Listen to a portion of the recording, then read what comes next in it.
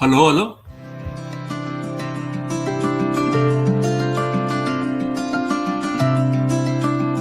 हाँ, स्ट्रीम तो शुरू हो गया।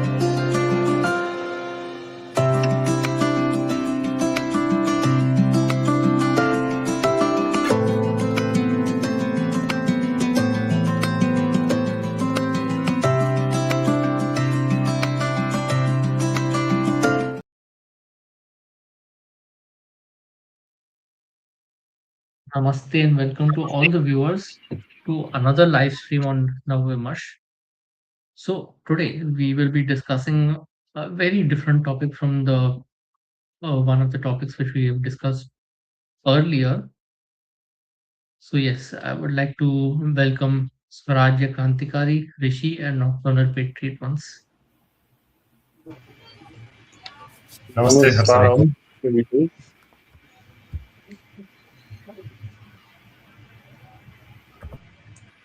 नमस्ते Right. नमस्ते। So namaste. So without any delay, we shall begin with the presentation as well. So today's topic is something quite different from what we have discussed before.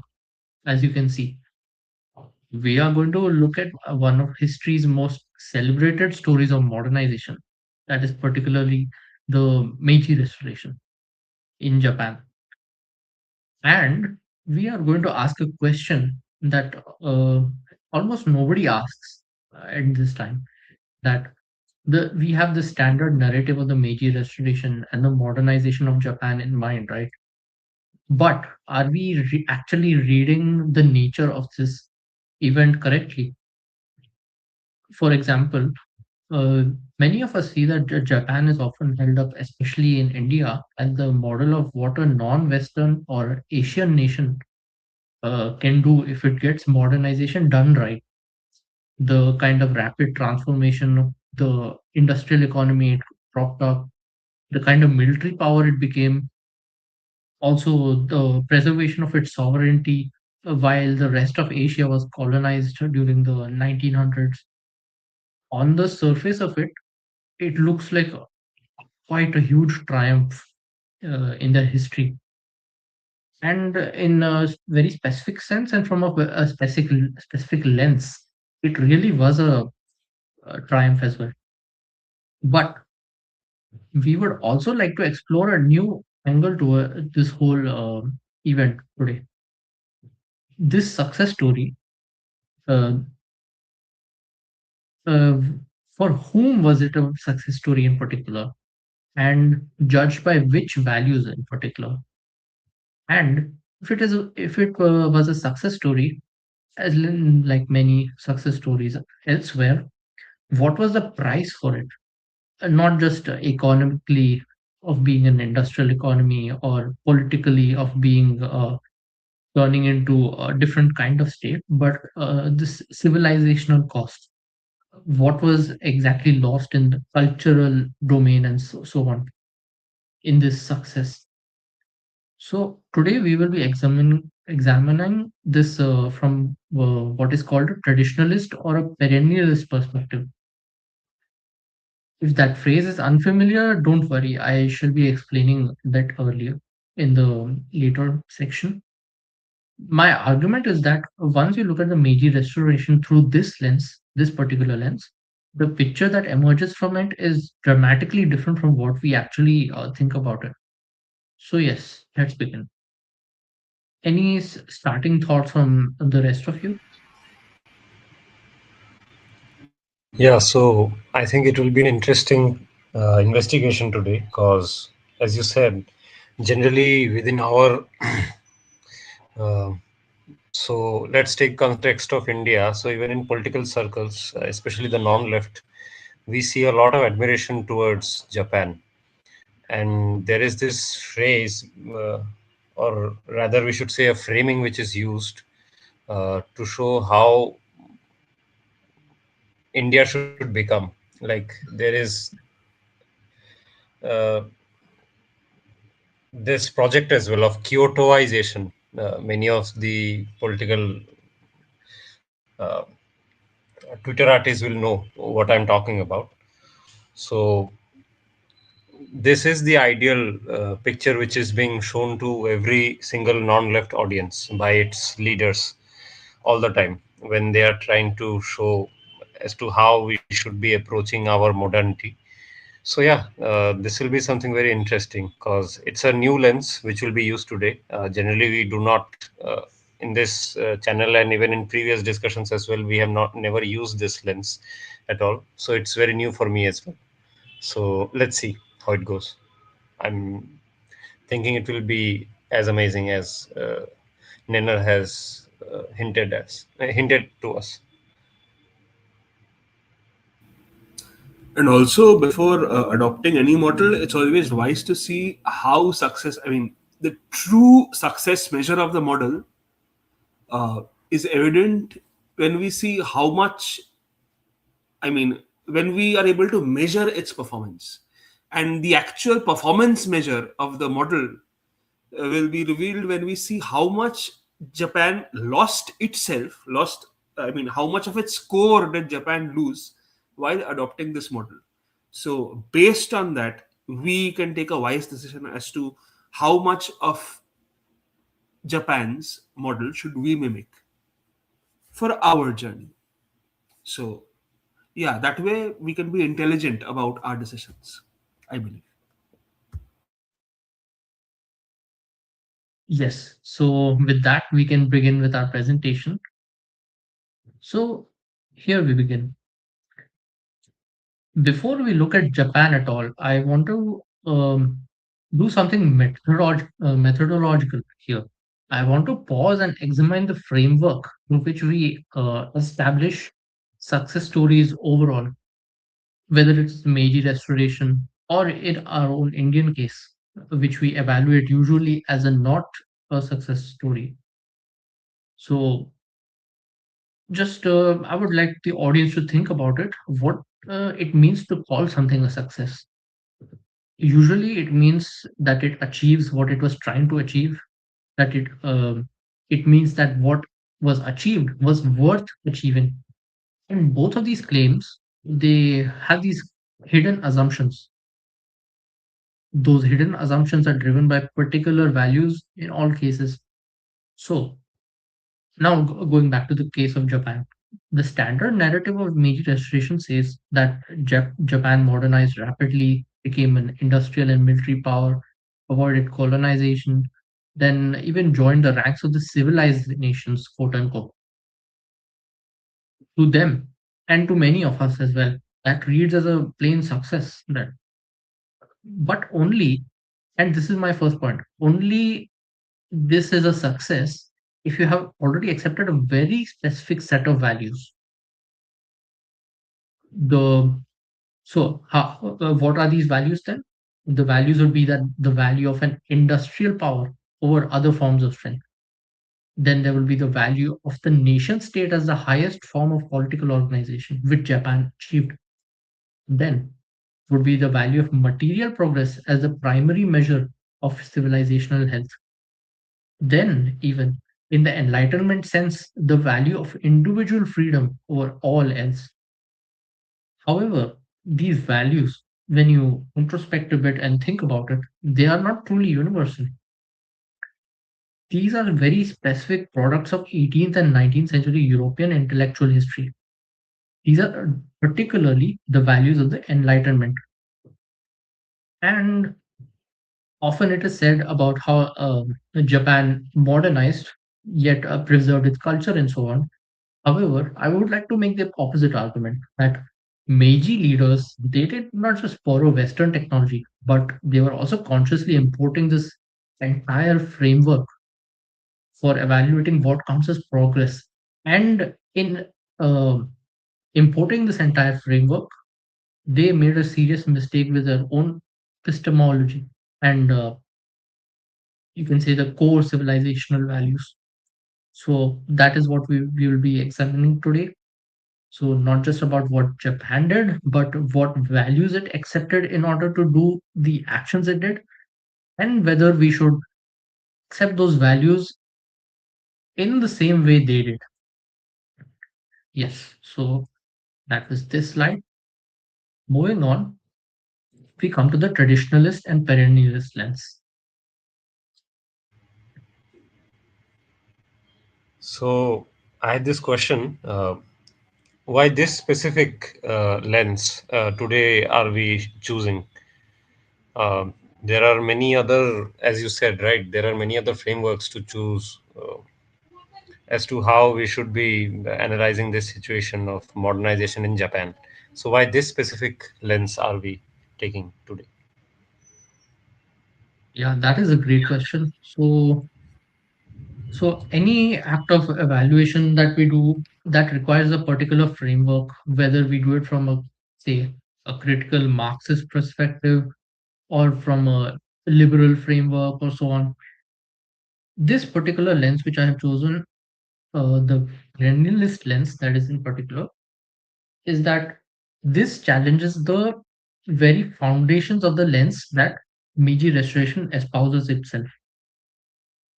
So, if I were to use the lens of the Meiji Restoration itself to define itself, I would have a particularly different view and obviously a more positive view, right? This is the lens that challenges it to the maximum extent. It challenges the very value of progress itself. And it also gives us a framework to see what Japan valued itself before the Meiji Restoration. And like we were talking about earlier, we were going to discuss about the costs, right? What measure do we take for the costs? I found out that this lens is particularly useful to find out the costs because, uh, unlike others, this actually recognizes the value for what was there in the past, unlike dismissing it as backward, barbarian, feudal, and so on, which we will also debunk as we go ahead. So yeah, this lens overall is more about methodological fairness.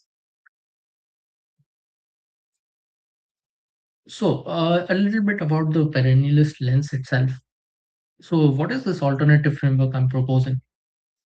This perennialist school of thought, it's usually associated with thinkers like Rene Guénon, then Ananda Kumaraswamy, who we have discussed in our channel once before. And it holds three core propositions. These three core propositions define every argument this perennialist school makes, basically. First is that authentic civilizations, they are always oriented towards transcendent. And what does this transcendent mean?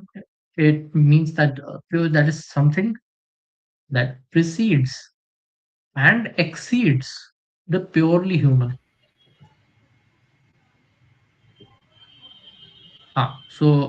We can call it the sacred, the divine, in our Hinduism, the Brahman.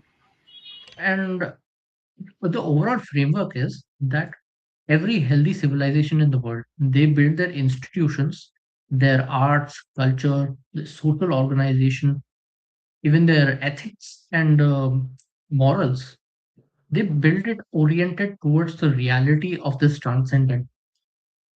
They cannot ignore this transcendent whenever they make such structures. That is the first point. Coming to the second point, the second proposition that perennialists make is that what we call modernity, it is actually a progressive descent from the sacred center and not a, an ascent towards progress. This is also the reason why I particularly chose this framework for to analyze the standard narrative. And this is a deliberately provocative claim, and I will build the argument for it over the course of the presentation rather than accepting it just here. Third, third argument comes up as the measure of civilization's health. Usually, people, when they talk about in a day-to-day discourse, we think about the civilization's health as, you can say, uh, maintaining peace, or you can say a healthy economy in terms of GDP, or you can say technological advancement. But is that really, you can say, a permanent goal towards working towards? The perennialist argument is that the actual measure of civilization's health is the vitality of its living connection to the transcendent. Whether the institutions that the civilization has, whether they actually still carry the genuine metaphysical meaning that they run with, and whether the people still have access to the inner life that the tradition makes possible. Not that the not that we have to fully accept this framework to find my argument about Japan compelling, but this gives a very good insight towards what we are going to study. So yes, that was the first another slide. Now here is a picture of Japan I would like to give the viewers before we move on to the Meiji Restoration itself. So what was Japan actually like before 1868? 1868 was when the Meiji Restoration actually happened. So the picture, which is obviously we should not idealize it as a perfect society or anything, but just giving a broader picture. This Tokugawa period, as it was called, gave Japan approximately 250 years of unbroken domestic peace. So, from the year 1615 until the Boshin War of 1868, that is the very year of Meiji Restoration, there was no major war in Japan at all. And that just imagine it that for a society of that scale and complexity, which was actually an urban society, a fairly developed society in its own way, this is almost without a parallel in world history. So yeah, that is a particular achievement of pre-Meiji Restoration Japan that we have to note. After this, this we talk about the spiritual life of this society before the Meiji Restoration. It was largely characterized by what the scholars call Shinbutsu Shugo, the which was a policy which stated the organic coexistence and the mutual enrichment of Buddhism and Shintoism. Usually, what happened was that Shintoism fell back on Buddhism to, you can say, relate to and understand its gods and rituals in a more deeper manner. And it was not in the standard sense of how you see in other countries, right, between, say, Islam or Christianity, between Abrahamic religions, that religions are in constant tension, competing with each other. No, that was not the case. In this system, Buddhism was basically complementary to Shintoism. It was actually expanding on it. So this you would also see shrine complexes with both Buddhist priests and Shinto priests and both kinds of deities. There would be syncretic deities. There would be it was a kind of living synthesis, if you might call it that way. Alongside this spiritual aspect, there was of course the ethical and philosophical tradition, and everyone knows about it. The moral code of the samurai, for example, Bushido, which is very famous and quite well acclaimed as well, which was in its own right actually a synthesis of Zen Buddhism and Confucian ethics. And this very well shaped the samurai class. And I shall be speaking briefly about that later as well. This period is also remarkably known for its flourishment of the artistic culture. The say, for example, the kabuki and the no arts, which are quite well known as drama in the West Indian. So this was not really so. All in all, kind of we take a step back and make an evaluation. This is not really a civilization waiting to be rescued or anything. The civilization had its own coherent narrative, and to the deepest answers, to the deepest questions of human life, it had its own answers about its own institutions, about its own structures, moral ethics, and everything. However, so what follows from 1868, we kind of see from this background. Huh. So This, I think you have answered the question of mine. Actually, why I wanted to ask you, because what was I was curious about as to these various traditions that you have mentioned right now. Okay, uh, at least according to you, what was the direct impact of it in society? uh, these various arts and cultural movements that were going on, especially also with religious syncretism that is being shown over here, with ethical systems being mentioned by you right now. What was its direct impact on society? Because we know, right, that many modernist school would say that these societies, especially before modernization, were backward and therefore exploitative and so on. So, wanted to know on this issue, if you could please enlighten us on this. So, the answer is not that simple because, of course, you can't measure the value of the traditions and customs of those times in, you can say, an economic or political sense. But there was a sort of, you can say, a deeper sense of meaning in everything they had. We start with, say, for example, the example of social cohesion. There was a moral concept of giri and on. So on is basically the obligations that we incur through receiving our benefits from our parents, our seniors, from nature, from our deities, from society, everything. And giri is basically the duty we must uphold to repay that obligation to them. This kind of a system, it gave every member of the society back then, no matter what their station in society was, right? For understanding what the relationship with others was. So it's not really, you didn't need say a constitution or a law book to guide them.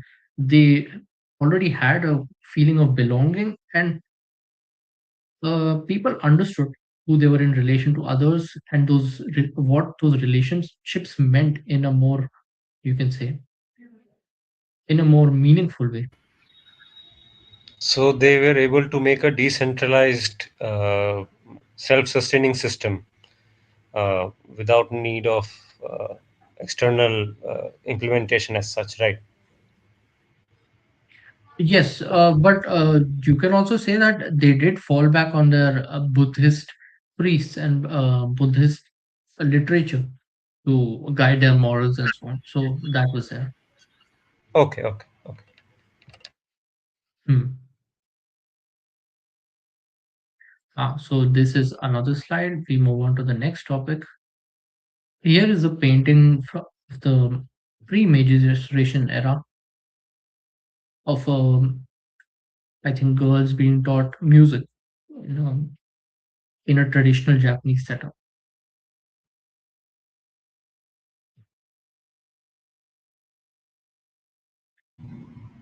Right. So the next topic would be, before we also need to dismantle the word before we get to 1868, to understand what was there before the Meiji Restoration. So the period from 1603 to 1868, which is called Tokugawa Japan, it is routinely described in various ways. For example, the common description of it is as a rigid class hierarchy or as a feudal society. However, this word feudal in particular, it carries a lot of hidden weight. It implies a lot of things that we automatically kind of think. Even in our Indian context, this comes to mind that feudal means backward, feudal means irrational, feudal means oppressive, and feudal is the stage that comes before modernity. So you look at it carefully and you realize that we have actually already judged the society before we have even described it by labeling it feudal. But the problem here is that feudalism itself is a very European historical concept, and it was actually coined to describe a very specific set of arrangements in medieval Europe. That is the relationship between lords, the knights, the serfs, and the fragmentation of political authority that was there across Europe. That the king would have less authority than the local lord, and so on, right? However, in Japan, this was not the case. In Japan, during this entire Tokugawa period, there was increasing centralization, and the emperor actually held more and more power towards the end of it. So, the fundamental assumptions of feudalism failed in this case. We have the quote from Japanese historian John Whitney Hall, who wrote in 1962 that the acceptability of applying this concept to Japan is still a matter of controversy among professional historians, notably those who study medieval Europe. And yet, we still casually do it without thinking what we are doing when we import the word. So, what does the word feudal actually mean when applied to Japan? Usually, it tends to mean, as we have discussed, about a rigid social hierarchy, political authority that was decentralized across domains, and a warrior class that had social dominance. However, these features don't map into European feudalism at all. Like I mentioned, there was actually the opposite case that in Tokugawa, Japan, there was increasing political centralization across the 250 years of peace. So, yes, the evidence points to the contrary in this case. So, we have to keep in mind that we cannot condemn the Japanese pre-Meiji Restoration era as a feudal era waiting to progress to an era of modernity as well. That was about this. Then we move on to an aspect of their tradition so that we understand what their worldview was more like. So, this resonates with me quite a lot because it will connects directly to the point that we will bring up later. That is the loss of the samurai class. So, the standard narrative in the Meiji Restoration is that the abolition of the samurai class was obviously of a hereditary samurai class. It was obviously a progressive step towards modernity, towards everything positive, towards you can say towards equality in the modern way as we look at it. However, from a perennialist lens, this framing misses a lot of fundamentals about what the samurai actually were. So, we talk about Bunbo Ryodo here. This is the which roughly translates as the twofold way of pen and sword. This was not just a metaphor or anything. It actually described a genuinely integrated discipline of self-cultivation, which was, of course, derived from Confucian ethics in particular, and also from Zen Buddhism. During the reign of During the time of Tokugawa Japan, there were around 200 domain schools across Japan that actually taught a curriculum to samurai that combined the Confucian ethics and moral philosophy, classical literature, poetry, calligraphy, Zen Buddhist meditation, martial arts, and everything. And you might think, what are samurai doing learning all this? So Indeed. that's when the framing that earlier that they were a warrior aristocracy that misses the whole point. They were not just that; they were actually kind of institutional vessel to carry an entire philosophical and even spiritual tradition, and that they carried from generation to generation by virtue of being hereditary. So among the ethical traditions of that time was which is celebrated even now is Bushido, which is of course not implemented in practice anymore, but still celebrated. One of the greatest theorists of Bushido, Yamaga Soko, he actually describes the samurai's function as being the exemplary human being for the rest of society. So the earlier depiction that we try to portray, that with the abolition of samurai, there would be a progressive move towards equality and so on. This would challenge that narrative itself, because society kind of loses the, you can say, the exemplary human being it was supposed to look up to. There is another example, that another writer, Miyamoto Musashi, he writes in the book of Five Rings about the void as the ground of all being, and the Zen foundation underneath the martial practices of all samurai and the practitioners. When the Meiji government issued the Haiturai in 1876, that is the prohibiting of wearing of all swords for samurai. So that was not just, you can say, not just a mere change in who could carry a weapon and who could not. Once the samurai were not able to carry their weapons, once they lost their, you can say, the honorable tradition of the privilege of being able to carry that weapon, that institutional transmission line which they passed down as a knowledge tradition hereditarily, that lost its entire basis.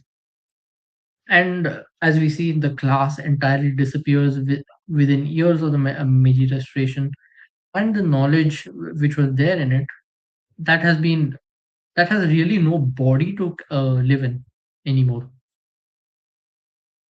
You can't say that the knowledge was actually dispersed across the Japanese people either, because they began to take in, you can say, enlightenment ethics over their own.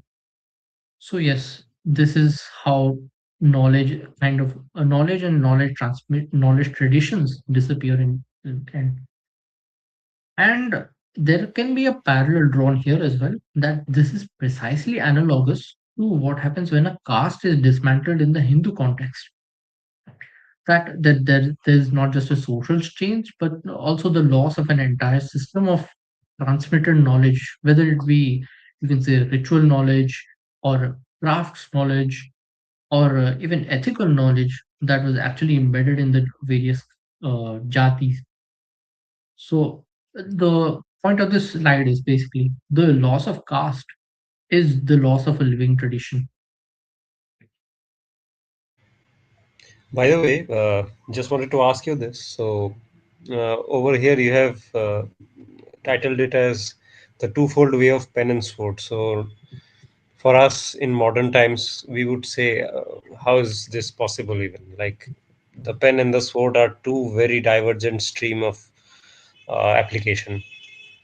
Uh, but this was, I think, enmeshed right in this practice. How do you Yes. think this was done? Like, how was it done at all? It boggles our mind. So like I said earlier, the basis of their ethic in this whole code was both the Confucian ethics and the Zen Buddhist ethics. And Zen Buddhism particularly places an emphasis on meditation. So when you meditate, whether it be on you can say on your work or any other thing, it kind of trains the practitioner to act from a place of stillness rather than being passively reactive. And this was actually a quality which a warrior needs, if you think about it. That they must, if any situation approaches them, they should be able to respond with complete attention to what is going on without the hesitation produced by too much overthinking or being passively responsive or so on. That is also what makes a skilled martial artist at the same time. So yeah, that is the, I think, the psychological discipline behind that. The reason why you need to be trained in both ways. Brilliant, brilliant. So that kind of training also comes from poetry. So when they know the poetry, they also understand the deeper meanings behind their actions, right? So there is a kind of wholeness that they are training their body, their emotions, their intellect, and yeah, it is a more wholesome way of looking at things, I guess.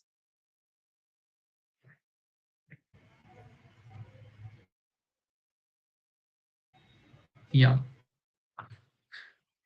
So that was a twofold way of the pen and sword. We shall now move to the actual events of the Meiji Restoration. I won't be describing the Meiji Restoration entirely. However, I will briefly go through the various things that happened.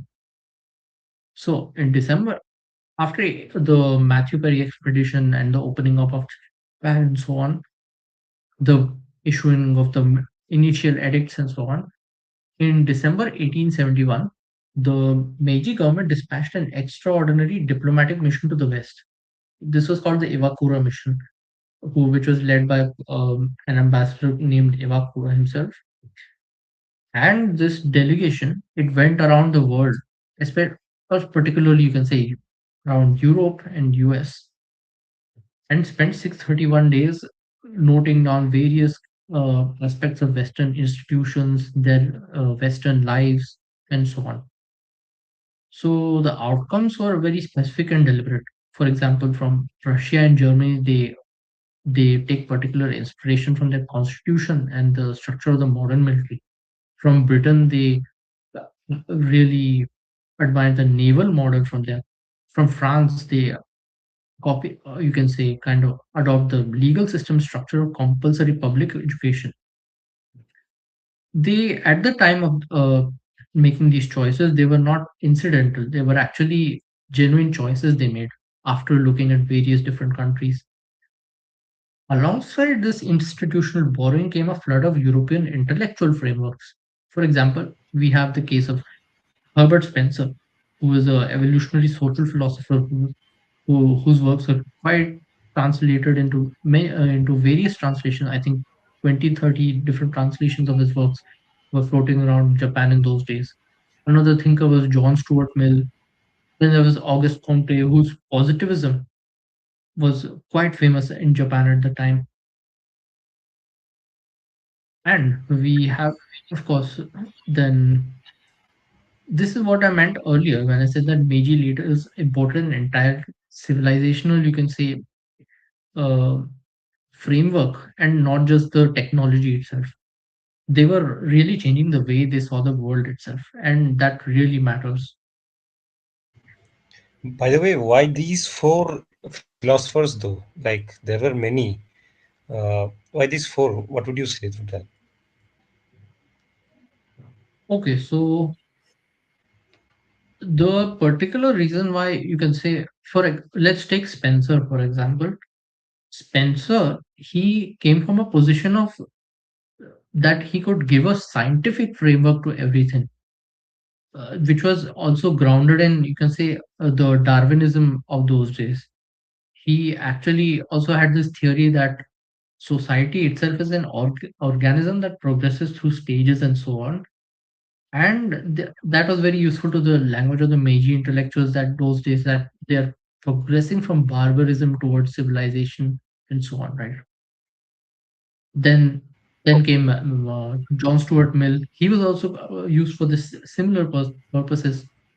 You see his usual liberalism, right? The concepts of Hmm. freedom of speech, constitutional government, then individual rights.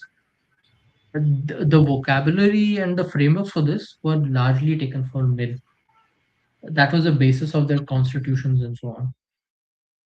And when it comes to Comte again, this comes firstly, of course, it touches upon the scientific framework again, which Spencer was given, but Comte also gives a space to theology.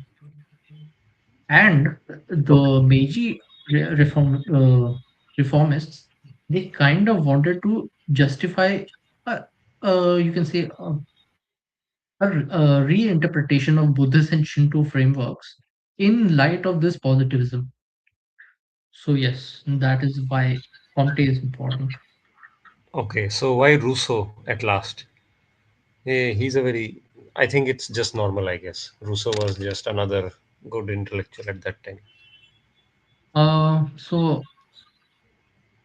Rousseau, maybe because you can say that it was more He was about the French guy. uh, he was French, but the particular reason why I think he was adopted was because of the social contract theory that legitimacy of government the government, it comes from the masses, and basically the you can say that there's that concept of the consent of the governed, and that there is no divine order above them, that everything is purely about the humans itself, right? So I that comes think from Rousseau. I think also you can maybe speak on that more, but Rousseau gave arguments in favor of state, right? State reforms and state itself. Yes, and in general, Rousseau was a kind of the most secular guy they could pick, because Okay, okay. they were when they were rejecting conservative thinkers of Europe, they were rejecting Christianity essentially. Uh-huh. Rousseau was not that sympathetic to Christianity. By the way, who's this last guy you have down in the footnote? Fukuzawa Yukichi. Ah, right, right. He is probably the single most important intellectual figure of Meiji period, and if you want to understand the Meiji project itself and how its outlook towards modernization was, probably his words itself are the most important. Like you see here, his quote is there. Uh, Once the wind of Western civilization blows to the east, every blade of grass and every tree will follow what the Western wind brings. He was completely, you can say, dazzled by the West. He believed in the whole theory of Mill about how there were civilizations from primitive civilizations and civilized civilizations. He placed East Asia, like China and Japan, into somewhere in the middle, and that Japan should move towards being civilized without caring for its neighbors and so on. So yeah, his framework was purely enlightenment era, but he was very popular in Japan. He was part of the diplomatic missions as well. And what else? He actually wrote a few books on this whole idea of civilization as well. Though I have not read the translations or anything, but yeah, he was very deeply influenced by that. Was he like similar to some of our own 19th century intellectuals, quote unquote? Would you say that? He did think that you can say because Japan is a smaller entity, it would be a little, you can say, a little difficult comparison. But yes, he wanted to really, really identify with the West. He wanted Japan to be part of the West or Western civilization, quote unquote. So that kind of translates to kind of people who we had in our own country, say like Ram Mohan Roy, so on, right? Amazing. Yeah. Any other question? That's a great summary. Yeah, that's a great summary, in fact, I guess, because the kind of reforms that they took on, which you explained to us right now, from constitution to military reforms, and also these are the sociological frameworks, right, that they adopted from these philosophers. So everything is Western, like from down to ideas to the externalities as well. Mm. Yes, yes, very much so. So I'll move on to the next slide. Yeah, yeah, yeah, you can move. So this is an image of the Iwakuro mission itself. As you can note that a lot of the men are actually wearing Western outfits in those days, while there is one person in the middle who, Iwakuro himself, who does not wear that as the head of the mission. Here is an image of the first steam train in Japan in the 1880s, if I'm correct, which ran. You can notice the various outfits and the kind of celebration going on and so on. Here is an image of the first silk factory in the Western sense of Japan, which was built. completely according to their, you can say, technology and so on. So this is an image of a rice exchange where a lot of the rice producers came to sell rice in en masse and export or import it and so on. So yes, we come to the next point then. So the Meiji leaders themselves, they were aware of the tension in what they were doing. So whether the tension about whether they were importing the frameworks wrongly and so on. Their response was that to create a slogan, particularly called Wako Nyosai. That is, they will imbibe the Japanese spirit, but also take in Western technology. So the idea was basically that we will take the tools of European modernity while we'll be keeping our inner spiritual identity intact. That the whole idea was about being strategic about what they borrow. On the face of it, it is quite a tempting idea, and it was not really stupid. It was actually thought out, and it requires a genuine recognition that something was there to be preserved at all. But as I would argue, they were really deeply naive about the nature of ideas and particularly Enlightenment ideas. So here is a problem. So civilizational framework, if you think about it, is not really a collection of separable modules. The Western civilizational framework, it falls back on the nation state model, the industrial economy, especially in the 19th century, the conscript army, the secular legal system, which was new but very widely popular in the West. Then the compulsory Western style education, which was imposed by Meiji around 1880s, if I'm correct. So each of these, they carry a kind of embedded metaphysical assumptions about what a human being's purpose in life is, what a society is for, and what constitutes legitimate authority. The Enlightenment package that they imported, that is rationalism, materialism, disenchantment of the world, progress as a value in itself, that does not stay in its designated lane. Everything, basically, my argument is that everything that this Enlightenment package touches, it basically colonizes that.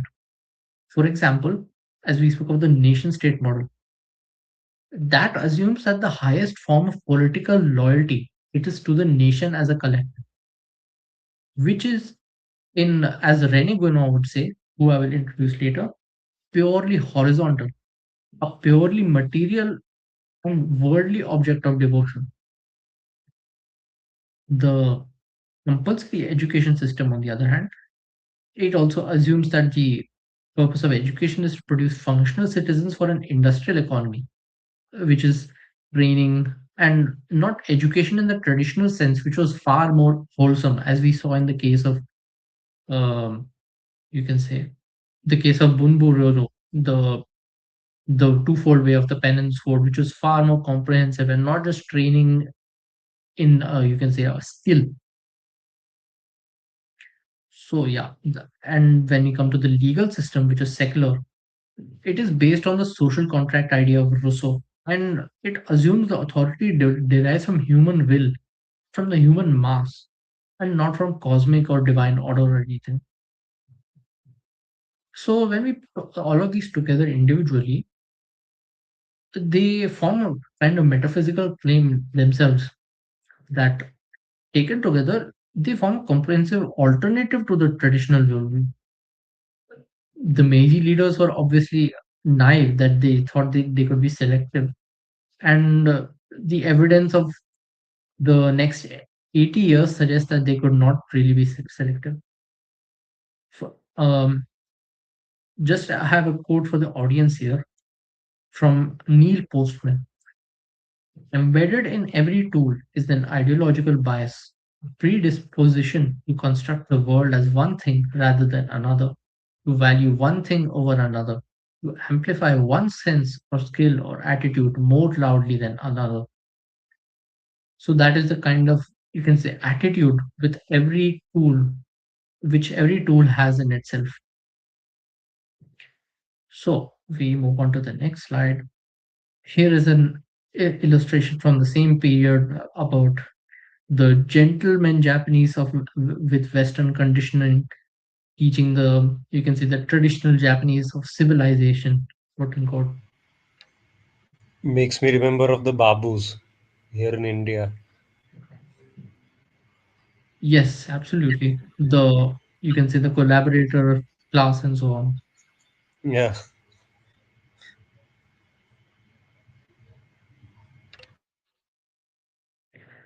So so among now we move on to the consequences of what happened in the early Meiji period, especially.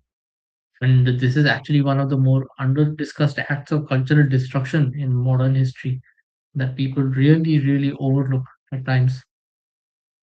So, in March 1868, within weeks of the Meiji Restoration, that is, the new government issued a particular order, which is called the Shinbutsu Hanzenrai.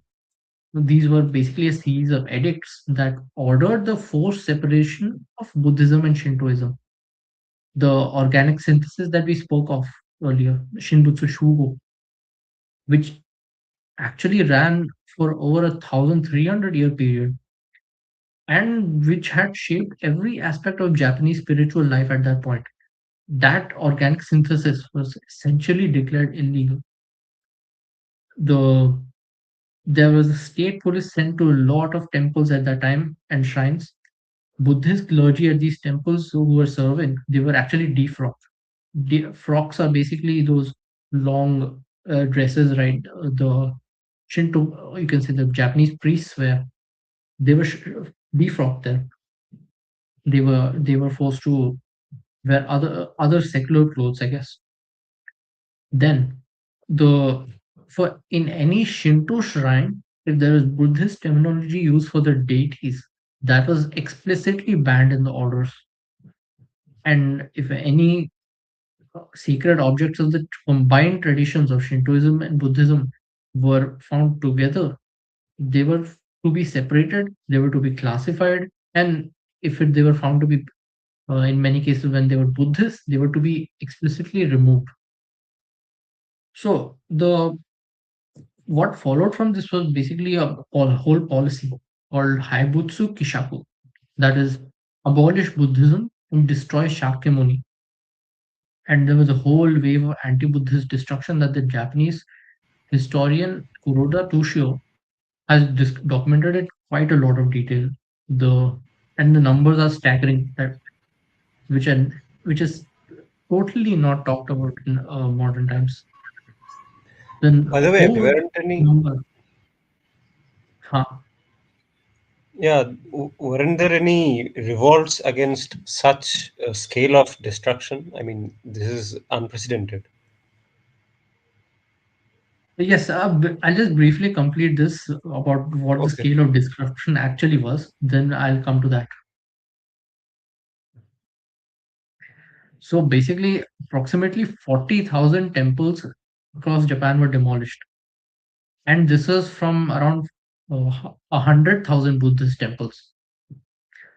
That is around 40% of all temples destroyed. In a particular domain, we take the example of Satsuma domain. All the 1,600 Buddhist temples were destroyed, and around 3,000 priests, that is more than one priest for each temple, right? They were all forced to take back lay professions.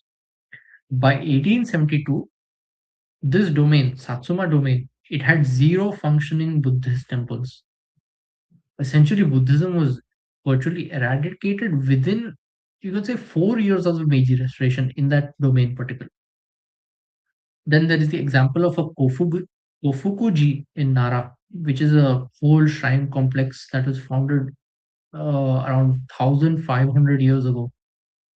And among them, there is a whole huge pagoda there, a five-story pagoda, of which I have an image here. You can look at this building. This was basically a Buddhist shrine in those days.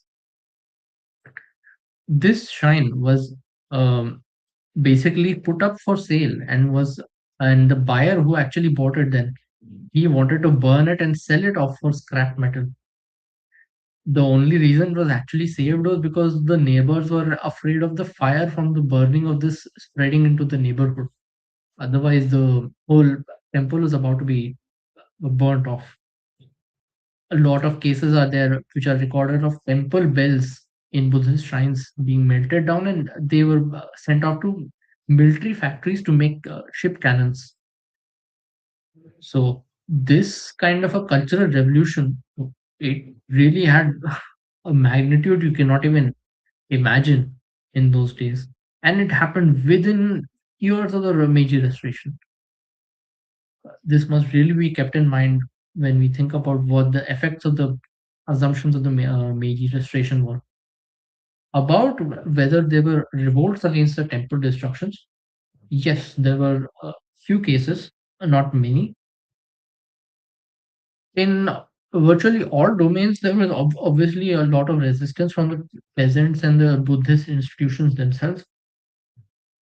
The peasants and the local communities who actually built their lives around the shrines, right? They, of course, were very unhappy with the destruction of the sacred objects. There was a particular uprising and riot in Toyama domain in 1870, just 2 years after the Meiji Restoration. There's another two uprisings in Mikawa and Ise in 1871. That is 3 years after Meiji Restoration. There were small Buddhist sects which resisted in their old capacity as well. So yes, there was resistance, but it was not organized to the scale, and the Japanese state was too centralized that the people could effectively resist it.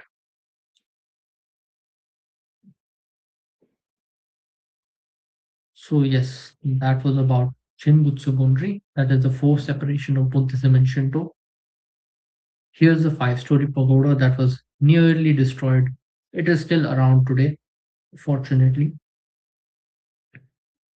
So now we talk about something more interesting about state Shinto as being an invented tradition.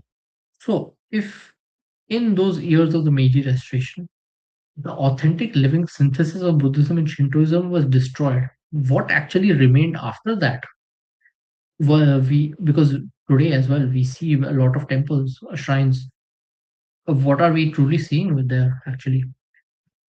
So after all this destruction, after all this this whole period of, you can say, reformation in a sense as well, the Meiji state, it had elevated Shinto, stripped of its Buddhist dimensions, to the status of a national tradition and eventually a state ideology itself. So there is a scholarly consensus that because of this, what the Meiji state called a restoration of ancient Shinto, it was in fact a modern construction in their sensibilities, in their enlightenment era sensibilities, essentially. So it can even be argued that before modern times, Shinto did not even exist as an independent religion because on a lot of ritualisms, a lot of, you can say, frameworks to understand itself, it relied deeply on Buddhism. This is argued by a scholar named Kuroda Toshio. There is another scholar named Jason Josephson, who in the book The Invention of Religion in Japan, he reveals that the very concept of religion itself, it had to be invented after the Meiji Restoration. The, the particular instance this comes to light is that when American warships arrived in 1853, that is the Matthew Perry expedition, right? They had a particular demand from the Japanese of instituting freedom of religion. But on the when the Japanese encountered this demand, they did not even understand what was being asked of them. They did not actually have an understanding of what a religion was. So when they they made up the category of religions itself, Shinto was excluded from religion initially by Meiji officials themselves. because they did not think it was a religion. They did not think of it as as in a religion in the Western sense, at least.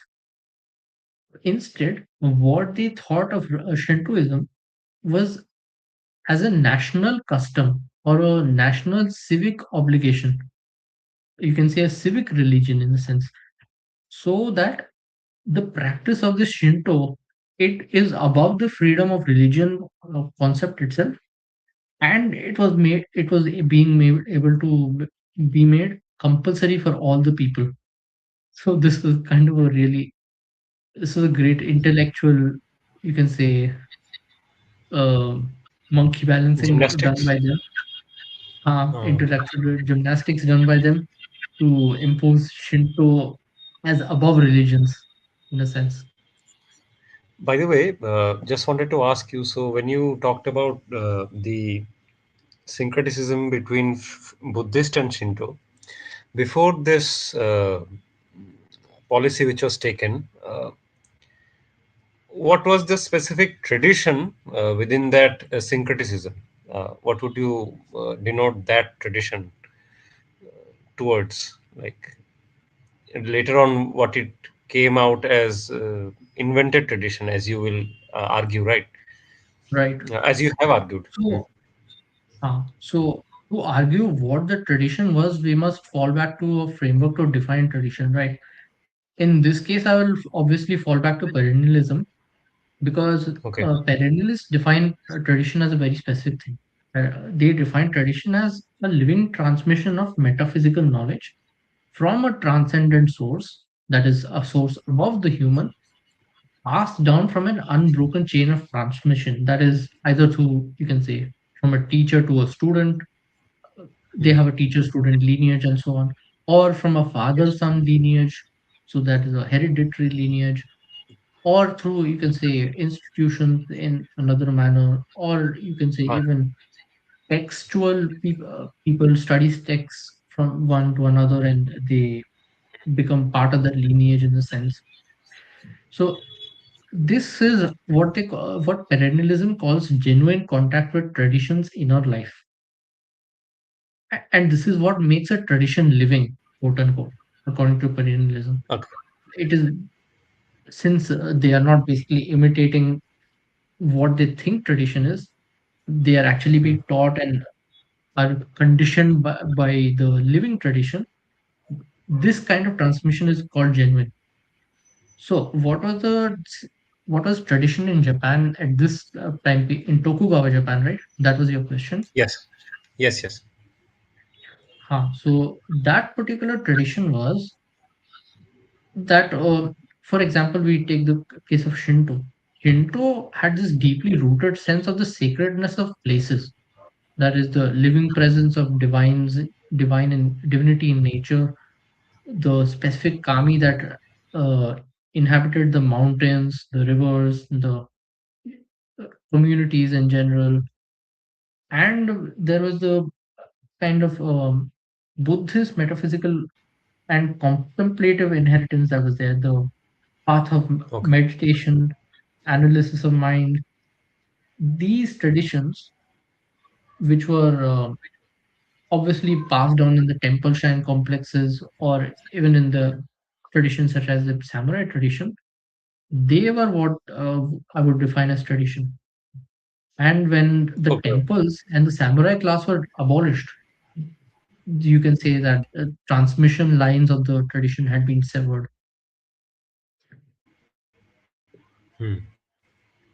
So, will this? Okay, so I'm gonna posit something.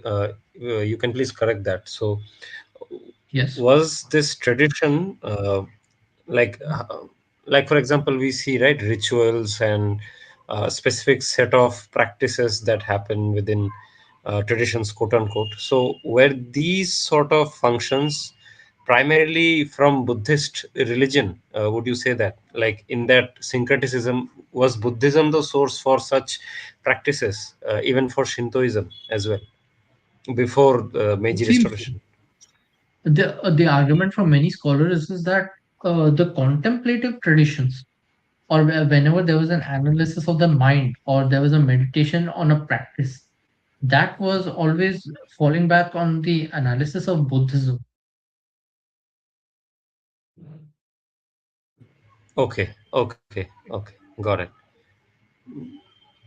And Yeah. the divinity within nature, that was from Shintoism, as you said, right?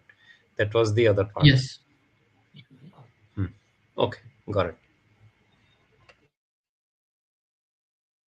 So yes, we move on to the next slide then. Now, I would like to introduce a new concept that is actually central to the understanding of what just happened in Japan, but also the overall arc of the argument I was trying to build.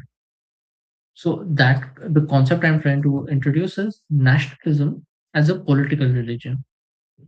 So, the basic observation from the perspective of perennialists is that human beings they are not wired for purely secular or a purely disenchanted existence. They always seek something that transcends them and always wish to orient themselves to something that they believe is higher than them, that they believe is sacred. Yeah. Something that transcends their individual lives and demands ultimate loyalty, and something that isn't a superstition without reason. According to Perennialist, this is a structural feature of the humans, you can say. And Rene Guénon would say that this is because the human being itself is made for transcendence, which is a claim, of course, we can dispute, but yes, that is, we can keep that in mind. By the way, uh, just to enlighten the audience, could you just, for some small instance, talk about who was Rene Guénon? Yes, yes, we should really talk about him because he's a really important person to understand the whole frameworks that we are talking about. So, René Guénon was French and he was this intellectual of the 20th century who originally was like completely unknown in the mainstream academic circles. He had traveled around a lot and went to places like Egypt and so on. He read about Hinduism a lot, wrote a lot of books on Hinduism particularly. He read about Islam a lot. He read about Christianity, especially the, you can say, the monastic traditions, if I'm correct, Taoism, all that. So his idea was kind of a thing that we might disagree with, but it is still respectable, that all these traditions they express the same fundamental metaphysical truth, which is accessible through a perennial philosophy. And albeit these traditions are diverse in their outer forms, that he believed that the inner esoteric dimensions, that is the contemplative aspects of the religions, they were the same. Which is, of course, we can dispute that, but that is the basis of his thought.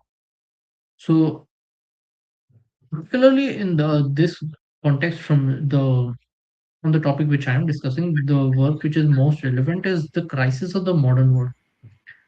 That is the book which you can refer to if you would like to read more about the topic. Okay. Yeah, let's get into the topic of today, right now, nationalism as a political religion. Hmm. So, the René Guénon would say that the human being itself is a being made for transcendence. Yeah, and I would say that even if you don't accept this metaphysical claim, which many of us don't, and it is acceptable, you can observe the empirical pattern that whenever genuine tradition is weakened, or you can say destroyed, something else does rush in to fill the void that the empty sacred space left, right? And historically, especially in the case of Europe, and in this case on Japan, what always rushes in that empty void is nationalism or one of its cousins like political ideology. So, about nationalism itself, nationalism as a political religion has all the structural features of a genuine religion. There are, you can say, sacred objects, there is a flag, the emperor in case of Japan, the national body, um, what else?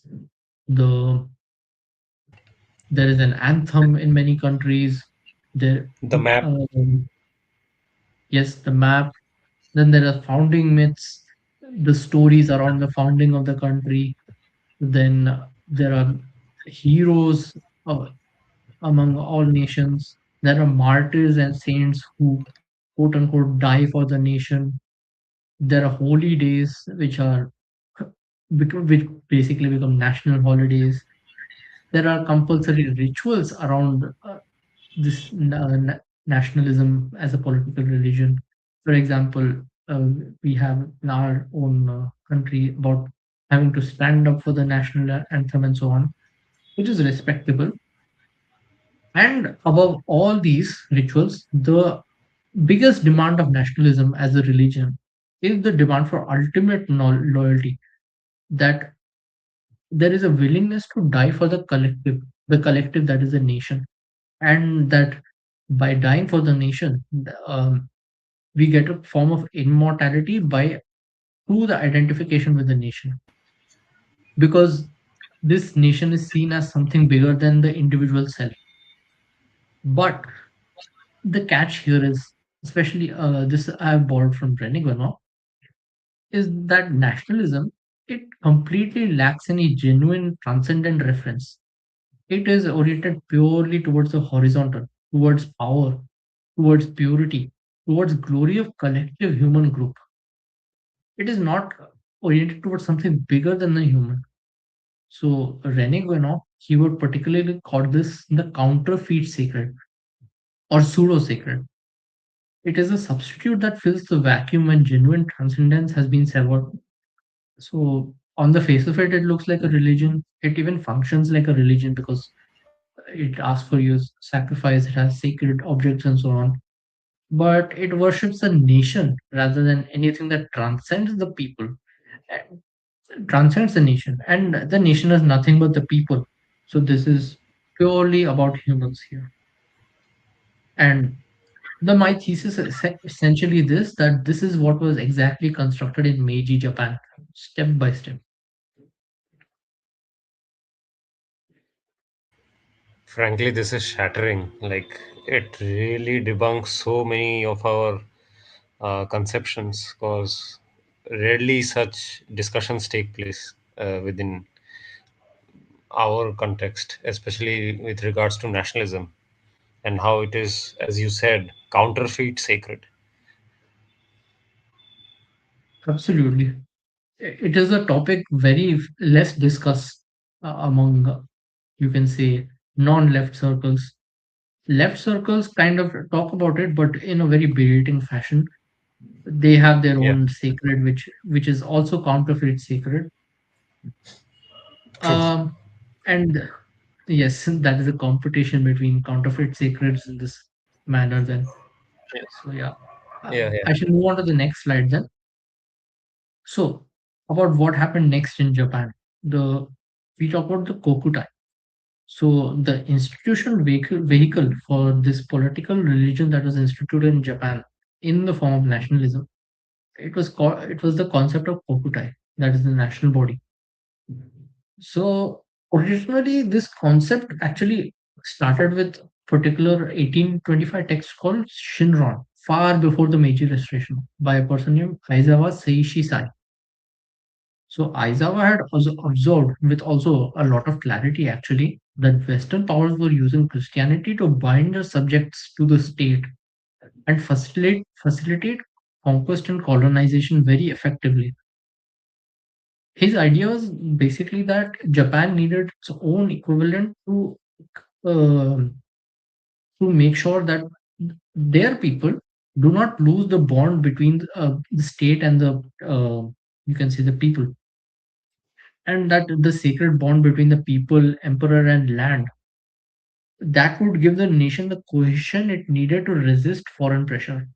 So his idea was purely strategic and also innovative in a sense, but as you know, it can backfire as well. So in the Meiji period, this strategic concept, it was institutionalized. As you can see in the presentation, in 1890, the Imperial Rescript on Education was issued. So it was a short document demanding absolute loyalty to the emperor, framed in terms of filial piety, that is, uh, seeing the emperor as your own family and serving him as a family obligation and so on, and that the serving the emperor was a cosmic obligation, a divine obligation, and its commands of this edict, they were described as coeval with heaven and earth. The copies of this were, of course, sent to every school in Japan during the compulsory education. Students had to recite it while kneeling. There were special shrine-like cabinets built across offices or you can say government institutions across the country for this particular imperial script, that they would keep it in the shrine, and they would you can say bow to it or pray to it and so on. and and there were famously some cases of teachers dying saving these texts from burning buildings, because the penalty for damaging a burning copy of one of these was very, very severe. Wow. More sacred Yes, than their own so life. yes, they are more sacred than the building. And this obviously got into a very dangerous dimension going forward. By 1937, another pamphlet which was issued, the same, you can say, importance, the Kokutai no Hongi, that is a 156-page pamphlet, which articulated the whole theology, which defined this emperor as divine, and was, of course, again the same thing. Tick happened. They were issuing millions of copies, made it compulsory in every school. And in 1938, after that, a Buddhist association, which was, of course, directed by the government itself, it had to declare that the principal image of adoration in Buddhism in Japan was not the Buddha, it was actually the emperor themselves. So that you can kind of contemplate what the outcome of this was, that Buddhism, which was a 2,500-year-old tradition at that point, all that had been condensed into a vehicle just for the worship of the Japanese emperor. So So, this is what we mean by pseudo sacred. so while you were explaining this slide, you had told us about how there was something um like this sort of framework was brewing up during 16th century, right, when Christian missionaries were entering Japan. So Yes. I wanted to ask you, that was a bit pragmatic approach, right? But was this the same case over here as well when the emperor was doing so-called uh, this same project, getting inspired from that old text? Was it the same case? Just wanted to ask you. Um, no, it was not. But the basis, it can be made, the argument can be made that the original text, which was made before the Meiji Restoration, that could be the basis for the same arguments that the later forms of this, you can say, edicts transformed into. So it was already a disaster in the waiting to happen, in a sense. Oh no. Okay. So overall, you can say that they were right that Japan needs to avoid colonization and they need to bind the people to the state. But doing this while importing the Enlightenment framework, that really failed. You can argue that. True, true, true.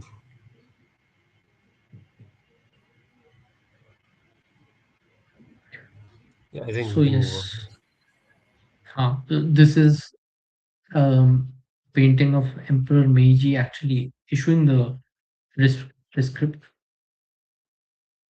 the 1891.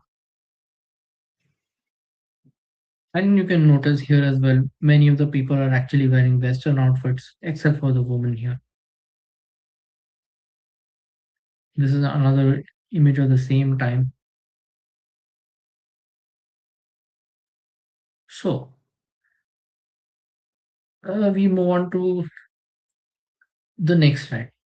So I want to be a little careful here because I'm not making a crude claim that Meiji Restoration caused the events of what Japan did in the Second World War or anything, but we are making a more precise argument about the mechanism.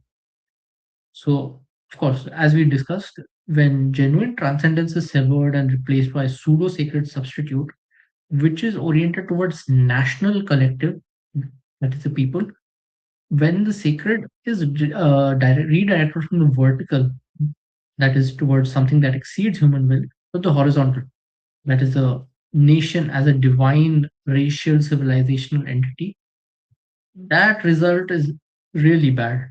The result is basically a quality of collective certainty and collective violence that a tradition still rooted in genuine transcendence would resist. So, uh, just to elaborate on the point, a tradition with a vertical axis, so with something that has a genuine sense of something as sacred above it, that tends to produce restraint because there is something above you. Your nation, your emperor, your personal will, all that is subject to reality. So there is a true limit on it. And this is also what Buddhism teaches, right? That there is a orientation of compassion which you must show toward in reality. Even in Shinto, in its genuine forms, in the local and organic forms, it basically argues for the practitioner to orient themselves to be in harmony with nature. However, the state Shinto that was being constructed by the Meiji Restoration, that created a framework in which the nation itself was the sacred object, and that of course the emperor himself was divine, and that the loyalty to this nation and emperor was the highest spiritual obligation. So, in this kind of a framework, the critical judgment becomes problematic, right? The limits don't even exist because the limits are really defined by this human himself, the emperor, and the humans, that is the nation. You have to defend every action the nation does, you have to defend every action the emperor does, while also remembering they are humans. So, the result is predictable, of course, that the capacity for collective violence of the Japanese that expressed itself in China, in Southeast Asia, in the Pacific, in events like Pearl Harbor, or uh, in, I believe, Shanghai, Nanking, and other places. That happened with a quality and scale that really shocks the world, even to this day. So, yeah, the argument basically is that the road to this catastrophe that it ran directly through the Meiji project, not as an accident, but as a consequence of it.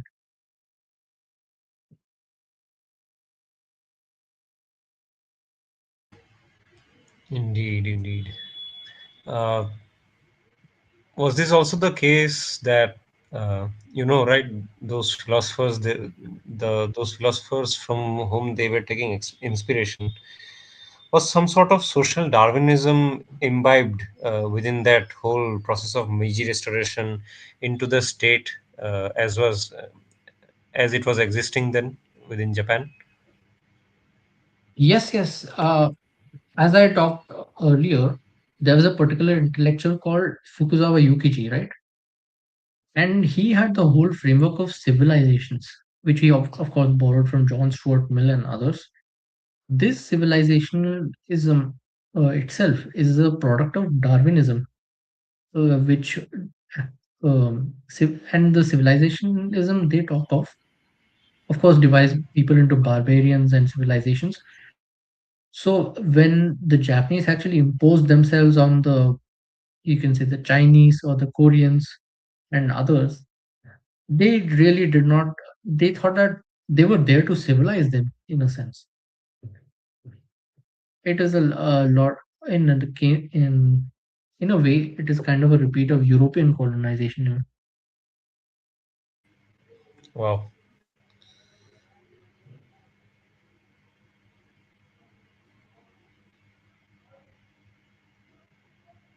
I think So we can yes, move on, right? uh, yes, we can move on. So August 15, 1945. This is what happens on the once the war is really over. The nuclear bombs have been dropped on Hiroshima and Nagasaki. Japan is really defeated in the war and so on. So the emperor, who was supposed to be a living god, he he is forced to come on radio by the Americans. It was the first time most Japanese people actually heard his voice, even, and it was he had to admit that he was human, that he was mortal, and that Japan had lost. So within that whole year, or you can say within the span of 1 year, 2 years, right? The whole pseudo sacred constructs of Meiji Japan, they were entirely deconstructed. In January 1, 1946, the American occupation authorities actually asked him to publicly renounce his divine status, even. And the Wow. American occupational authorities even actually went about systematically deconstructing the institutional infrastructure of the political religion. All the, you can see the symbolisms, everything was deconstructed in every sense it could be done. So, yes, so what was dismantled in the argument I'm trying to make is that in 1945 and 1946, after, in the aftermath of the World War II, what was dismantled was not ancient tradition, it was just a recent invention. And the genuine tradition, which was actually the living synthesis of Buddhism and Shinto, that was long dead, which had been destroyed more thoroughly 80 years earlier through the various policies of the Meiji period, early Meiji period. So after 1945, you see that Japan has really no authentic spiritual life to draw on. The institutions that it used to have, which it could have drawn from, that is the samurai class, the temple shrine complexes, and so on, they were long gone by then. So in 1945, Japan was essentially a tree whose branches had been violently cut. It was also a tree whose roots had been severed long, long ago, and the tree came collapsing in 1945. Just a small question. So many years of believing in such pseudo sacred traditions or invented traditions that they had made. And after this, on August 5, 1945, what do you think would have been the consequence at that time amongst Japanese population? At least some impressions, if you have, you could please share it with us right now. I suppose the kind of impression I get is that they just went about accepting it because the conditions were so dire at the time. People were just looking for food, looking for a place to stay because there was a huge bombing and everything was Yeah. virtually destroyed and stuff. They were so focusing their energies on rebuilding everything that they accepted it that they lost and stuff. But yeah, Wow. the spiritual aspect of it, I guess they kind of hollowed their own beliefs out that we really went wrong. That really rings in their mind, I suppose.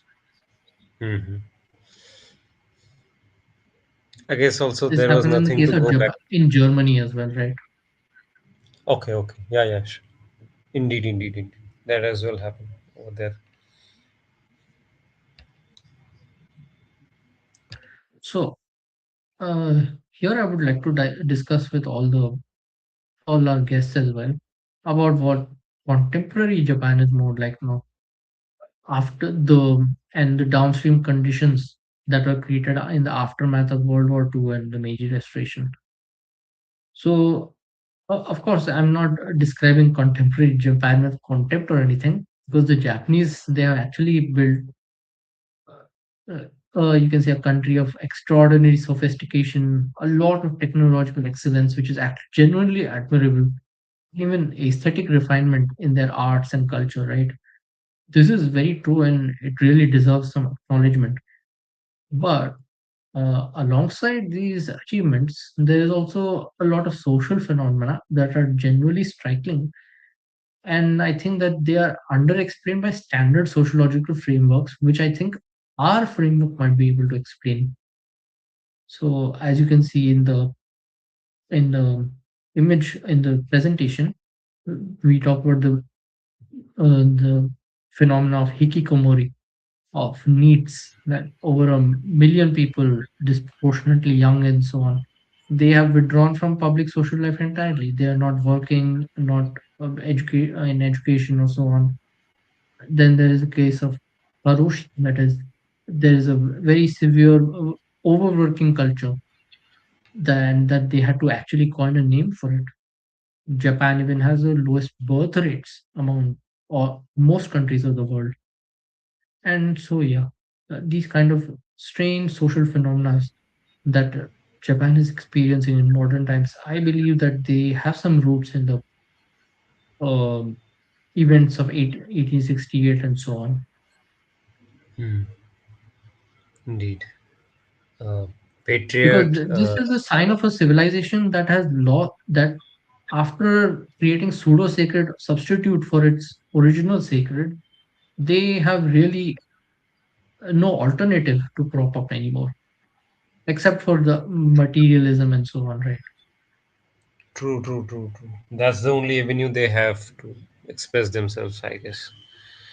Also, I think there is this culture over there, right, in Japan. So they they commodify Japan itself, their own nation. So every even institutions, everything down to human beings, everything is a showcase piece for the world to look at.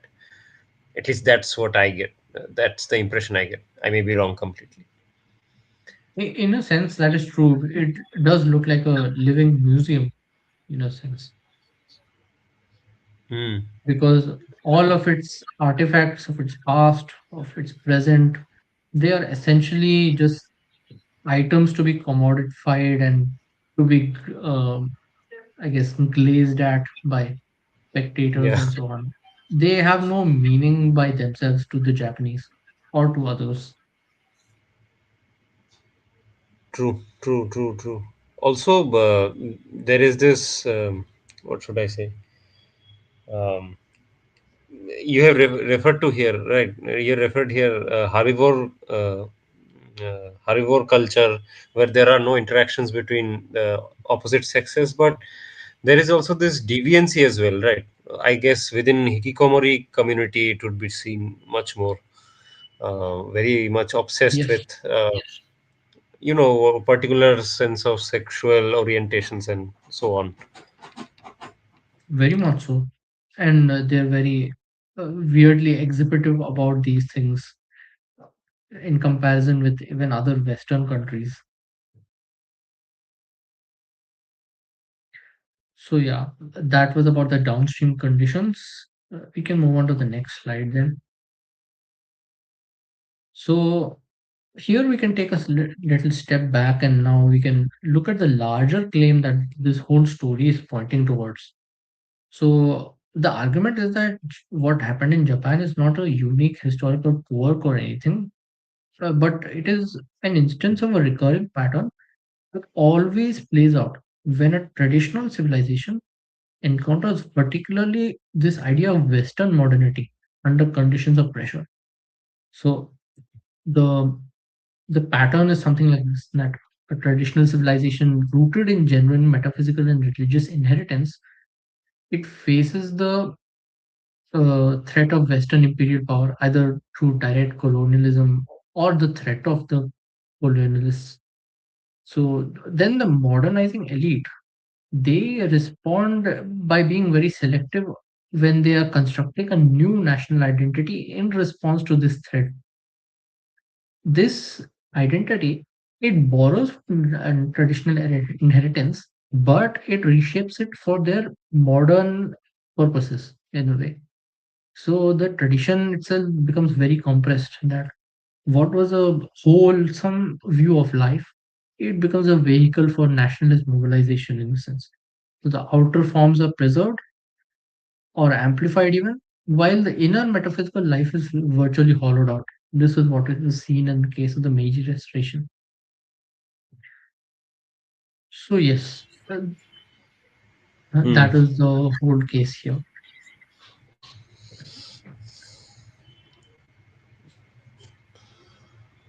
Any questions on this? Uh, Not really. Uh, we could have discussed this, but okay. I think you have made your point amazingly Yes. over here. Okay, so another point here. So, why I also think this matters in the case of India, we shall come back to this briefly, but the kind of compression that I talked of the wholesome view and the whole living metaphysical orientation that the religion gives us, that being reduced to being a vehicle for nationalist mobilization, that is a pattern we also see in case of India. So we often see things like um, symbols being made, you can say religious symbols being made political identity markers, then designations of foreigners and concepts being made a boundary against the other, when it is a more something about defining oneself on one's own terms. And of course, there are other factors as well. We should come back to this briefly, and the review. I would like the viewers to also give their thoughts on this. Yeah, yeah, yeah. Of course. So, uh, we come now to the meta argument, which is even Hmm. above the previous argument now. So, what is the nature of modernity itself? The nature here that we talk of here is that modernity does not simply arrive and add things to a traditional civilization. It does not act in a complementary manner. It The argument is that uh, modernity restructures it from ground up, and particularly it does so by attacking a specific thing, that is the vertical axis of the civilization. So, as you might have been hearing, I few times I had been talking about the vertical axis and the horizontal axis of civilizations. So I'll Yes. elaborate a bit on that. So every Okay. traditional civilization that we are aware of, it orients itself around a vertical axis. That is a sense that the social and natural order is grounded in something that is bigger than the human. That is something more that is not comprehensible to human will. Say it may be called the divine, the sacred, and the specific names differ across traditions, right? But the strict structure is roughly the same, that there is something above us, something before us, something that we do not invent in, but we can participate in by uh, participating in traditions. The role of tradition also is to transmit this orientation towards this um divine that is bigger than us cross generations. So that is the meaning of tradition in its fundamental sense. So modernity, though, it completely substitutes the horizontal, sorry, the vertical. The Yeah. Enlightenment, it because the Enlightenment era values, they place the autonomous human being at the center of the cosmos. So society eventually becomes a contract between individual wills. So progress is then the accumulation of human-made improvements, not something divinely oriented. Everything that was once grounded in something transcendent is now grounded in something purely based on human desire. So this kind of a metaphysical shift is perhaps one of the most profound kind. The tree that of any civilization can keep standing for a long time after its roots are severed, because we keep getting the fruits of it, and Japan did get the fruits of it till date. It gets the fruits of the civilization inheritance it has. However, The tree without its roots, that will not survive a true storm. And as you saw in Japan's case, it did not really survive World War II with the kind of distortions it had done to its own inheritance. True, absolutely true. Hmm. Also, we can So, say this as well, right? Right now, in modern ah, nations, we see they say, right, Western values. So, what are the Western values? Those are geared towards what you said, right? In fulfilling human desires. So, freedom is a great value. Liberty is a great value because all of these increase the uh, uh, capacity of human desires to be fulfilled, I guess. Maybe you can correct me on this. yes, and the fundamental difference is that they are oriented purely towards the human, not something bigger than the human. Hmm. A civilization, according to the perennialist framework, something that actually orients itself on an axis where there's something greater than the human, and that is Hmm. acknowledged, and we, you can say, we transmit that orientation towards throughout generations with tradition. True, true. Hmm. On this slide. So, elaborating on this, I would like to continue on the next slide. So there are a category of questions that every human civilization must find a way of answer, right? That the deepest ones, that why are we here? Or what do we owe each other? And how do we face death finally? And what is the place of human beings in the world, right? So the argument from perennialists usually is, and in the case of Japan as well,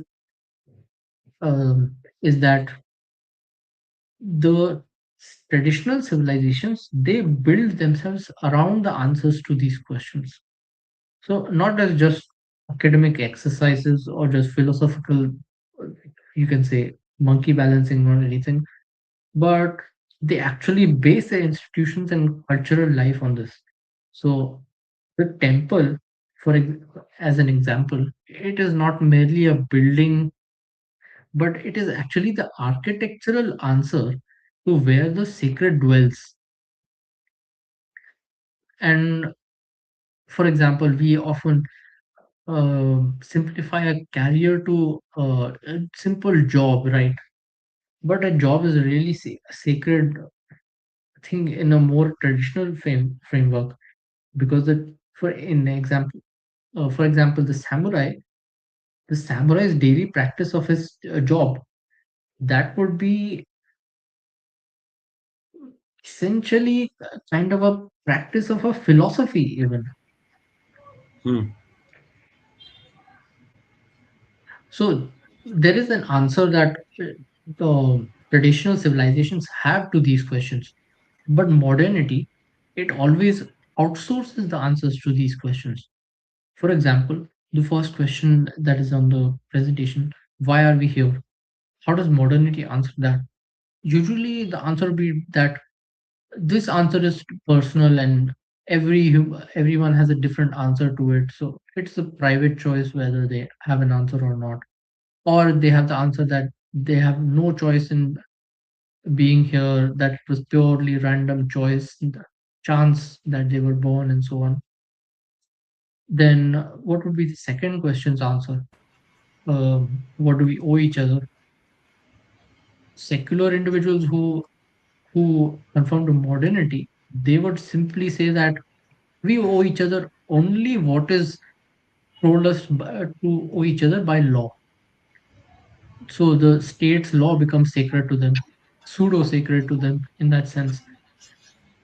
The final question, how do we face death? This is a question which they don't have an answer to, but they always have the answer that medicine, we look to medicine to push our death further away. When it finally comes, we shall face it alone. So everything is oriented around the individual, and nothing, and the individual himself is sovereign. And the sovereignty means that individual is truly on his own. The anything that was sacred above him does not care about the individual. That is the view of modernity. Completely drastic and totally opposite of what traditional cultures actually convey in these cases. Rather, these answers from modernity is like it's just a, um, what should I say? Like they are not even trying to engage with it because it's so revolting to them. Yes, That's what I and feel we at can least. kind of see it in our contemporary society as well, that uh, all these answers are actually being demonstrated by our daily lives itself.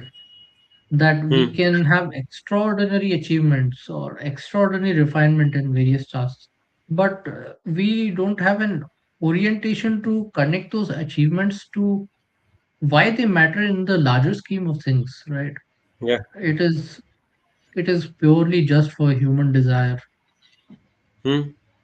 Completely, and that's when we see the downward progression towards degeneracy. That even though society is technologically superior, but the human beings themselves are going just crazy, I guess. Yes. So moving on to the next slide, which is the final slide. I want to close this not with a verdict or any particular judgment, but rather with a question for the audience, so that because the honest position is to hold the question open rather than to reach too quickly for an answer here. So, if what we described today is actually accurate, that if what modernity does to traditional civilizations is actually a pattern, as in seen in the Meiji Restoration, then what follows? Are we arguing for a simple return to tradition? Are we arguing that Meiji Restoration they should bring back samurai or institute or whatever institutions they had exactly the way they wanted? No, that cannot really happen, because genuine traditions, once the living transmission lines have been severed, they simply don't reassemble themselves. The temple can be rebuilt, but the lineage of you can say the priests who actually carry knowledge of various intricacies about how to manage the temple, they cannot be reconstructed by any in any fashion whatsoever.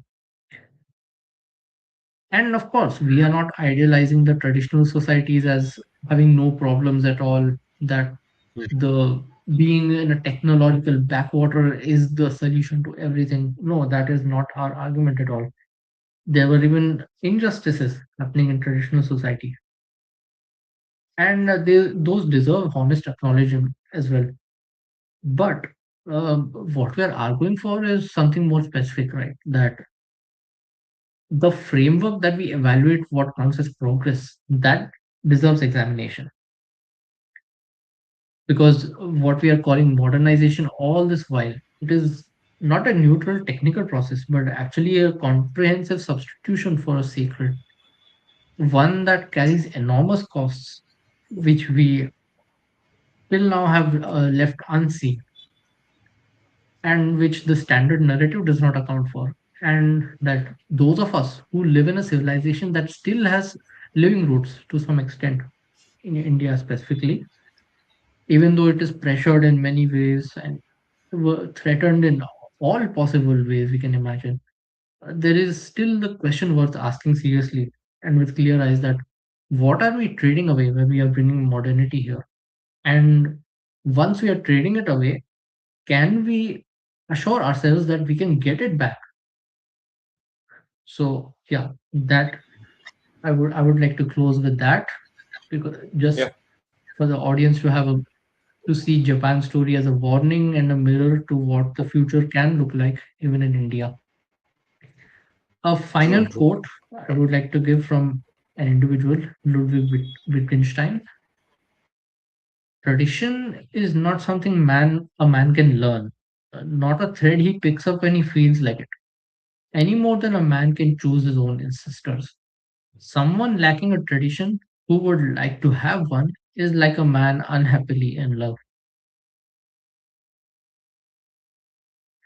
Yes, so that was our Brilliant. presentation. Brilliant exposition. What a brilliant exposition.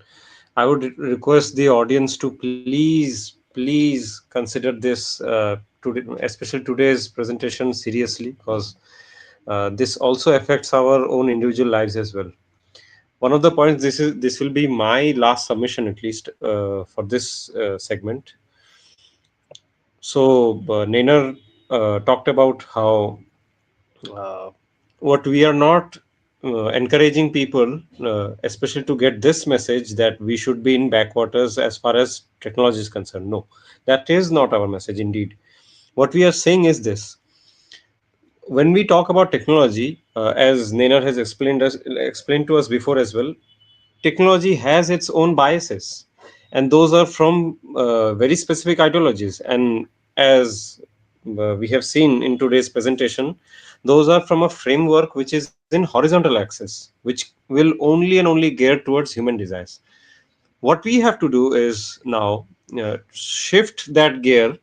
At least that's my take. At least we have to shift this gear towards vertical axis and orient our technological reforms from that axis. Now, if we try that out, I think we will not be technologically backward at all, but we'll have a very different framework from which we will try progressing in technological advancements.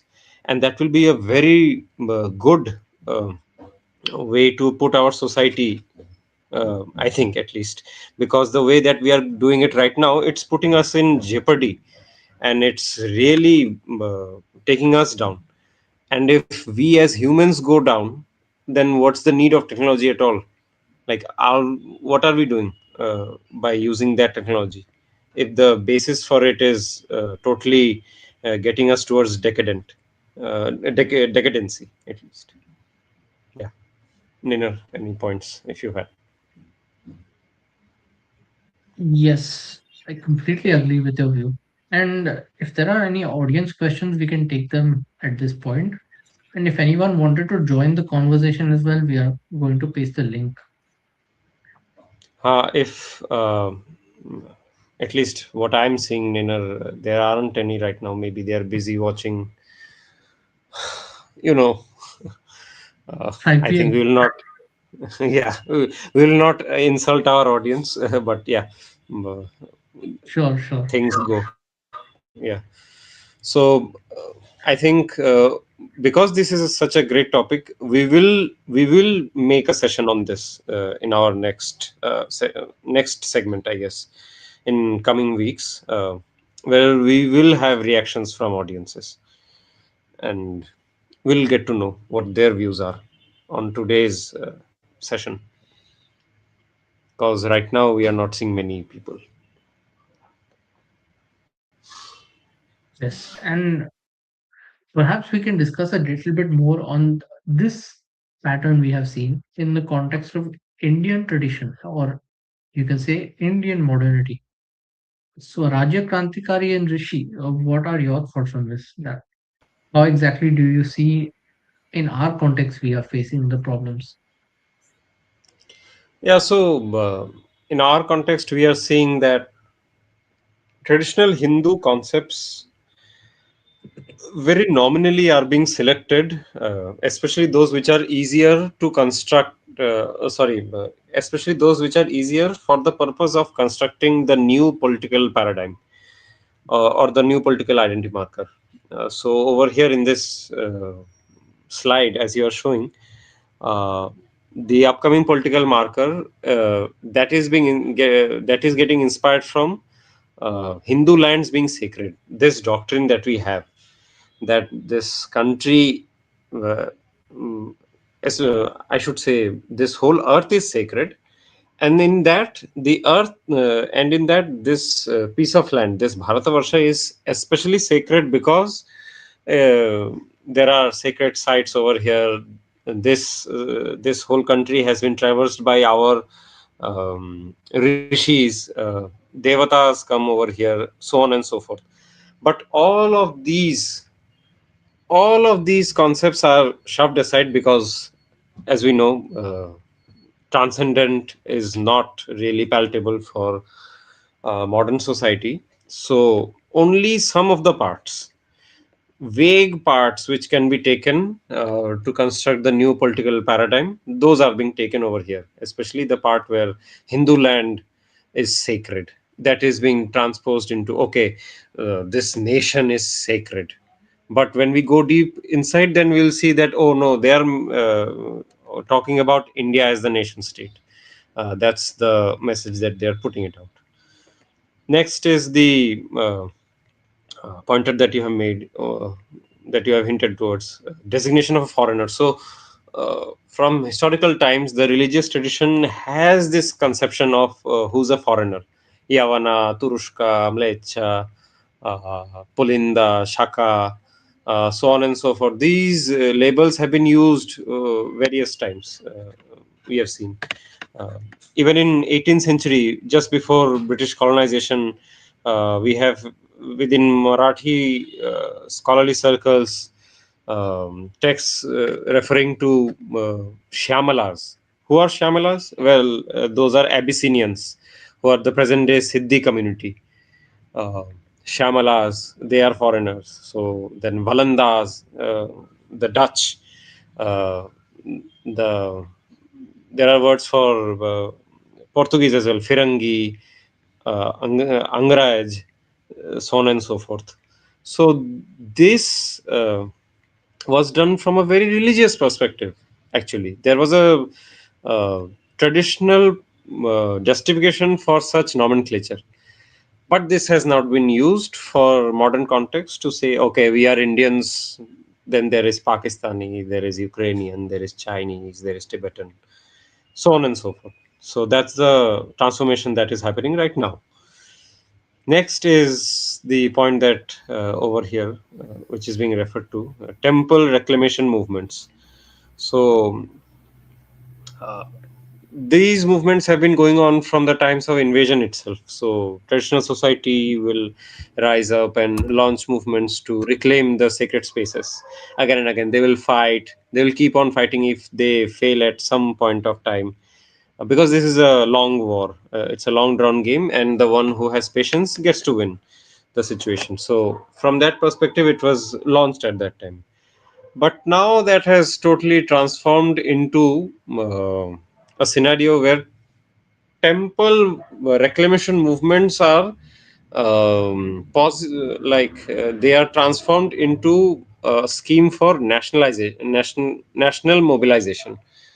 So we as set of people, regardless of religion, even that's also said, because the temple is a it's not now anymore a symbol of a religion or a very specific sect. No, it's a symbol for national rejuvenation.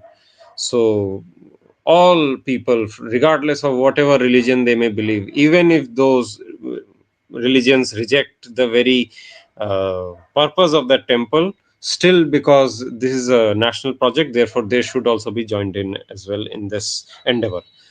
So this is also what we see.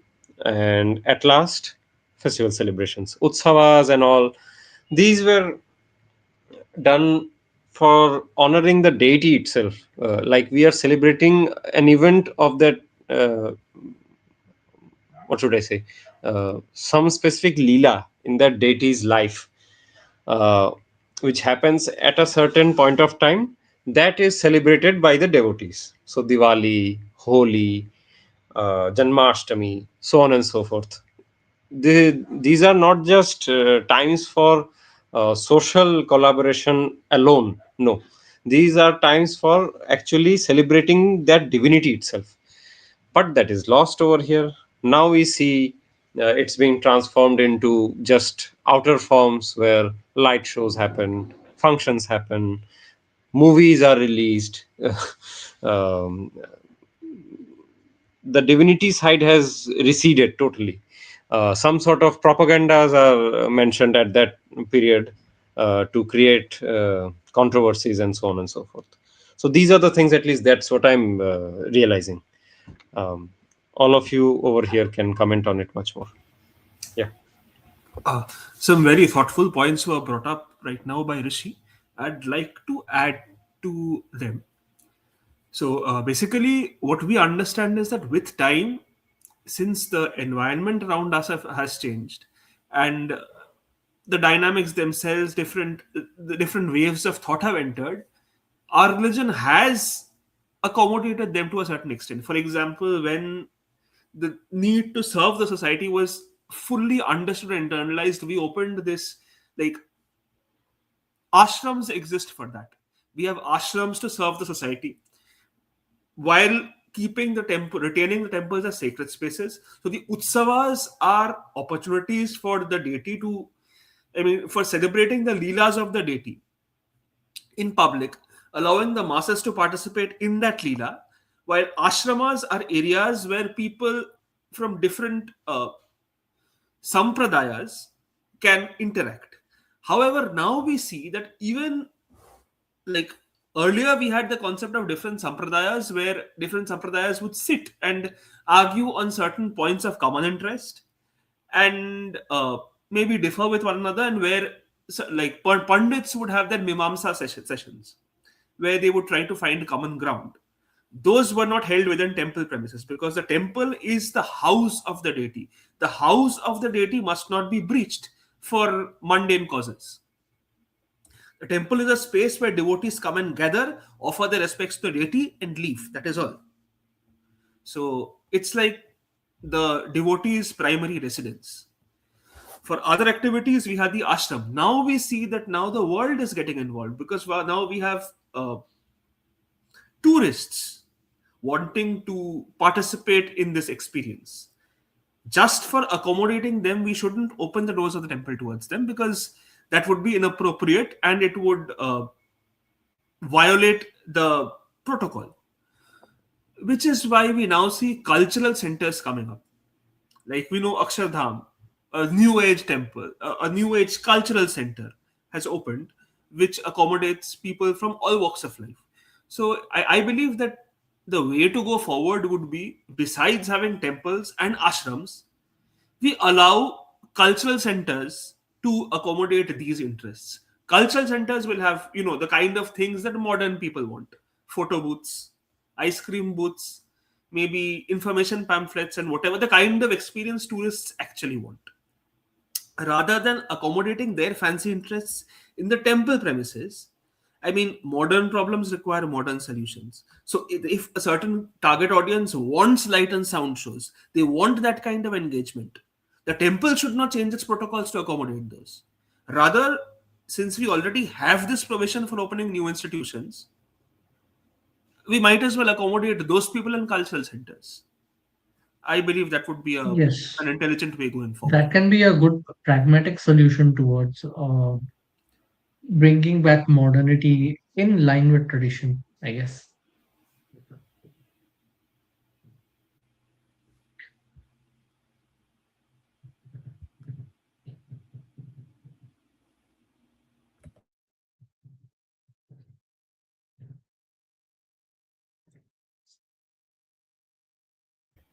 So, yes, are there any audience questions right now? I don't see any audience questions as of now.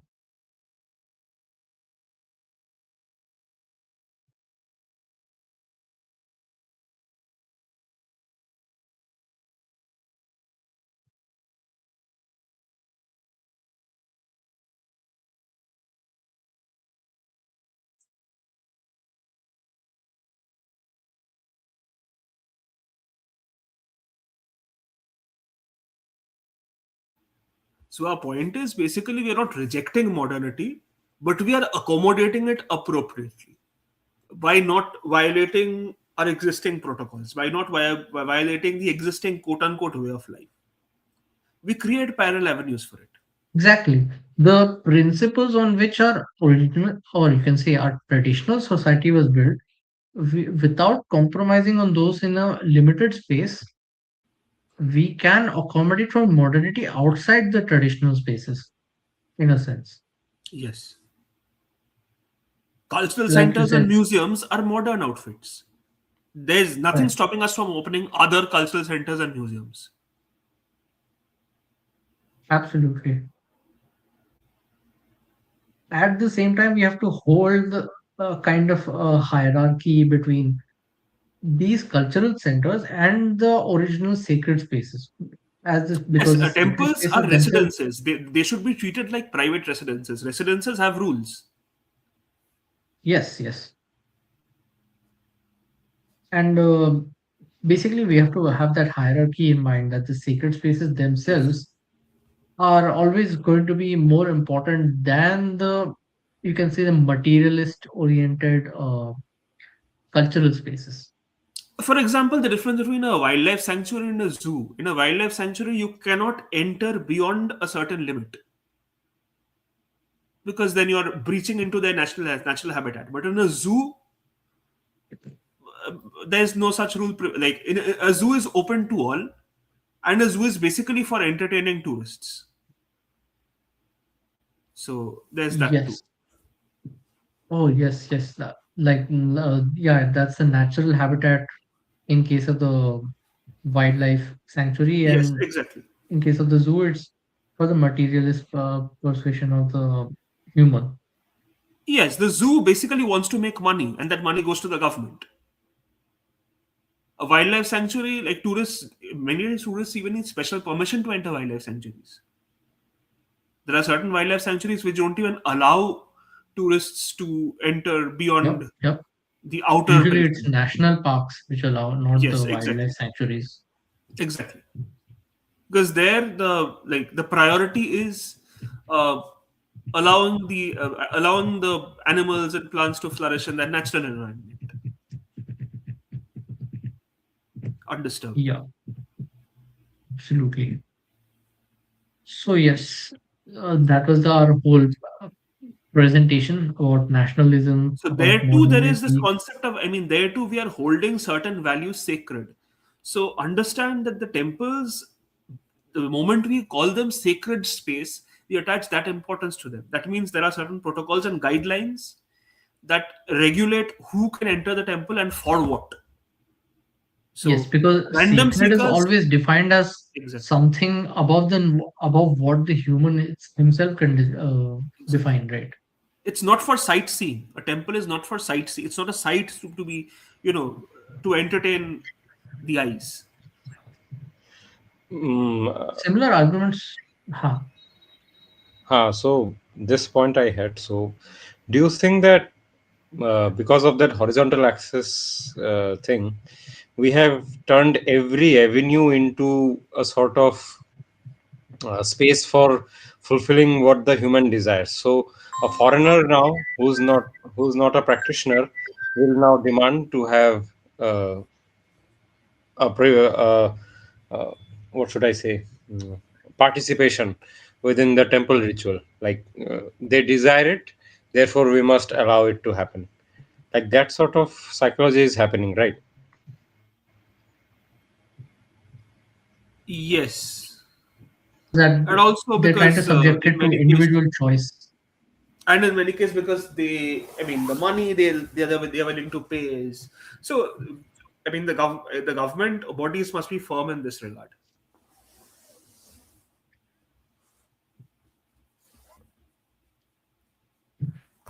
Absolutely. Any For final that, the points from government. all of you? I think we can, since there are no comments as well, we can wrap Yeah, up from here. I think we must try to understand the vertical axis much better now, because we have started to like we are starting to see the decadency in very advanced, technologically advanced societies, especially Japan. So right now, if we do not take this as a warning, as you said over here, the Japan story is not only Japan's, it's a warning and a mirror. If we do not see our reflection in it, then we'll be doomed later on, because we are getting into that path as well right now, slowly and steadily. Absolutely.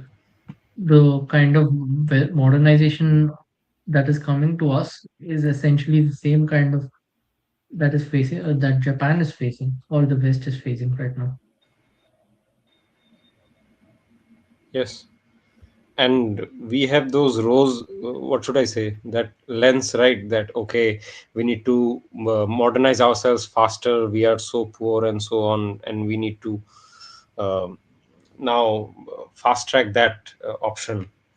But in that, we stop analyzing them, we stop being skeptic, and lo and behold, we see some sort of degeneracy cropping up here and there in India, as we are seeing in urban centers especially.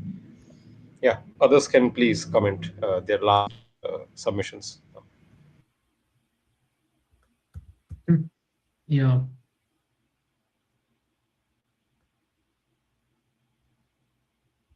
So yes, we can wrap up from here. Okay, Uh, Thank you to all the amazing. viewers, and please do leave a comment stating exactly how you found the presentation and your thoughts on how exactly India should face modernity and what are the lessons for you personally from the story that I narrated about the Meiji Restoration. So yeah, thank you to all the viewers.